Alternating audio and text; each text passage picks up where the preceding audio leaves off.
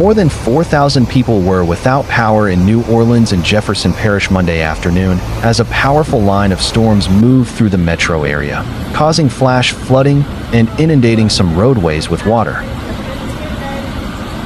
About 3,700 people were in the dark in Orleans Parish, and about 750 in Jefferson Parish at the height of the blackout at 4:45 p.m., according to Entergy's outage maps. Power had been restored to roughly half of customers in New Orleans by 7 p.m., but nearly 900 were still without power at 8:40 p.m. In Jefferson Parish, roughly 600 customers were still experiencing outages just before 9 p.m. Most of the power outages in New Orleans were in Gentilly, from Clermont Drive east to Lotus Street, near Interstate 610. A few were also reported along Tchoupitoulas and Annunciation streets uptown, according to the map. The power outages came as a heavy line of thunderstorms pounded South Louisiana, causing flash flooding in Orleans and Jefferson parishes. A spokesperson for Entergy New Orleans said at 5:30 p.m. that the blackout was under investigation and initial reports indicated that storms likely impacted the utility systems. Entergy crews will work as quickly and safely as possible to restore service. However, our linemen cannot deploy bucket trucks safely until lightning has subsided, a spokesperson said in a prepared statement. More than 20 streets were reported as flooded on the New Orleans flood map Monday afternoon, with one area in Algiers receiving more than 9 inches by 4:15 p.m. Other parts of the city have recorded 2 to 6 inches of rain. Water overtook many streets in the West Bank and downtown New Orleans. Entergy is predicting power will restore to South Louisiana customers by 6 p.m. You can check the outage map for updates. Though flooding reports were scattered across the city, many were clustered in the lower 9th Ward in Algiers, where city rain gauges reported totals that soared beyond other areas. Morris FX Jeff Senior Park in Algiers measured 9.5 inches as of 4:15 p.m. The water treatment plant in the lower 9th Ward was about half an inch shy of that mark. Other parts of the city ranged from 2 to 6 inches. In Gretna, the West Bank Expressway was closed at Stumpf Boulevard due to flooding, and 2 cars drove into canals with no injuries reported, said Gretna Police Chief Brett Lawson.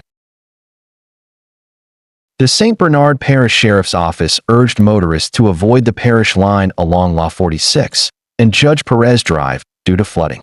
Both St. Bernard Highway and St. Claude Avenue in Araby were impassable and shut down in both directions as of 5 p.m., according to the Sheriff's Office.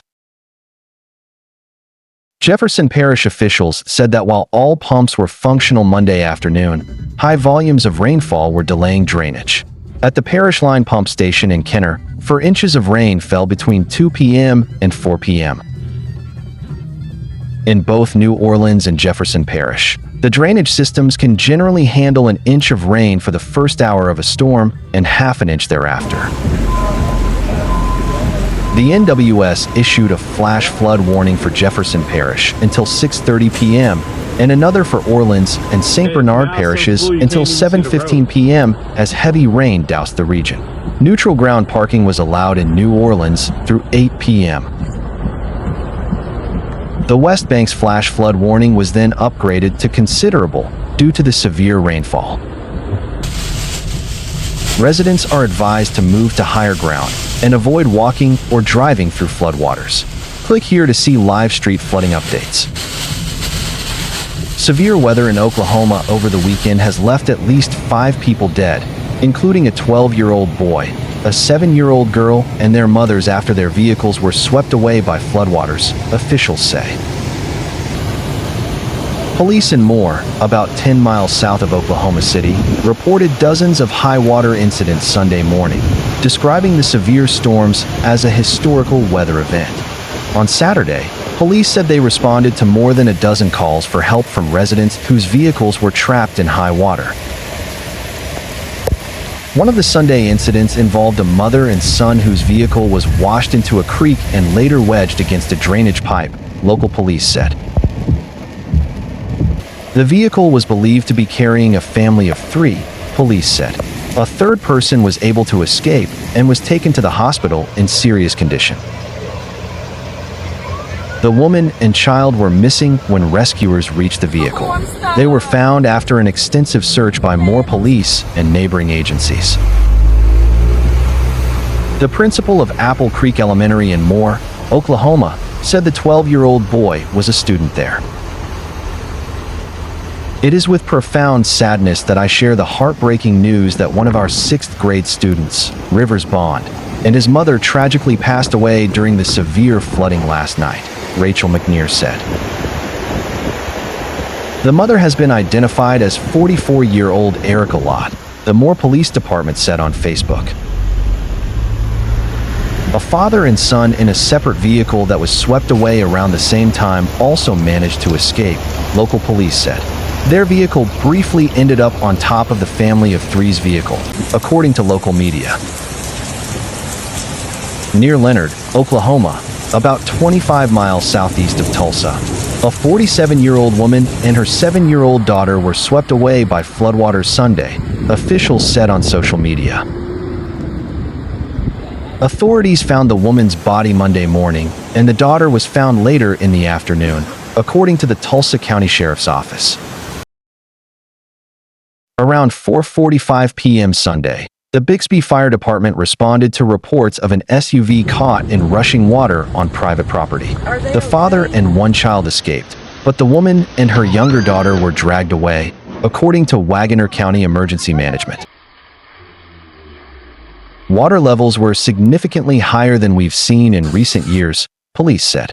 Flooding in the area has receded, but police warned of large debris remaining on roads. Farther south, in Spalding, Oklahoma, a tornado struck at around 10:35 p.m. Saturday, injuring 2 people, according to Hughes County Emergency Management. The storm destroyed 2 homes and several nearby structures. One of the injured later died, an official confirmed Sunday. Spalding is around 76 miles east of Norman, Oklahoma. The dangerous floodwaters in central Oklahoma also damaged at least 10 homes, according to a release from Oklahoma State Emergency Operations Center. The flooding is part of severe weather that struck multiple states in the south this past weekend. Storms unleashed multiple tornadoes and dumped hail bigger than baseballs in parts of the southern plains. A few thunderstorms could deliver gusty winds and hail in the southeast and Ohio Valley on Monday, but will not be nearly as strong as this weekend's storms.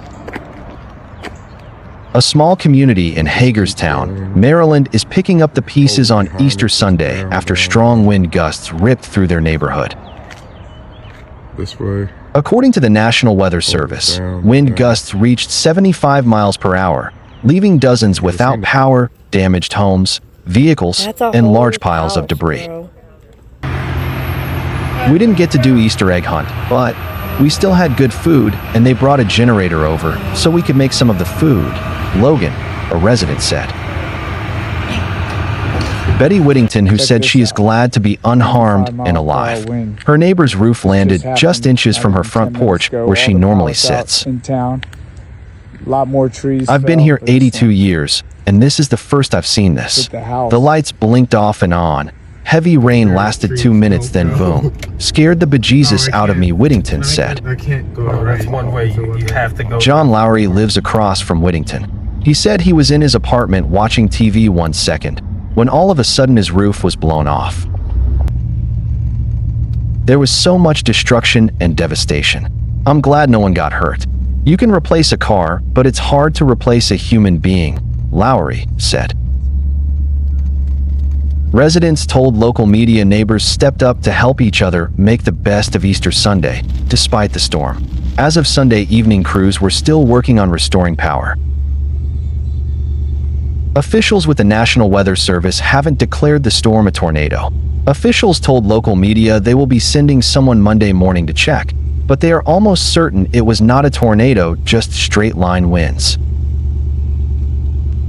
Crews are working to restore power to those who still lack it after an Easter weekend storm caused damage and downed power lines. Thousands of people in the tri-state area were without power in the immediate aftermath.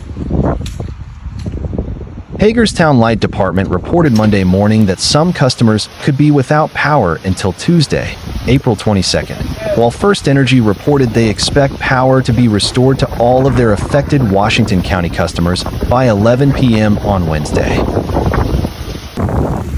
First Energy customers in Berkeley County, WWVA, are expected to have power restored by 9 p.m. April 23rd, according to an email from First Energy spokesperson Will Boy. Some of the downed power lines are entangled with trees, leading to continued road closures in Washington County, Hayes said Monday morning. The severe weather impacted more than 47,000 Potomac Edison customers, and we are working to restore power as quickly and safely as possible to the 11,347 customers who remain without service, Boy said in an email Monday morning. As of around 10 a.m. on April 21st, over 6,100 First Energy customers were without power in Washington County. That included over 4,300 customers in the Hagerstown area, for 136 in Hancock, for 31 in Clear Spring, 276 in Smithsburg, 271 in Williamsport, and 160 in Big Pool.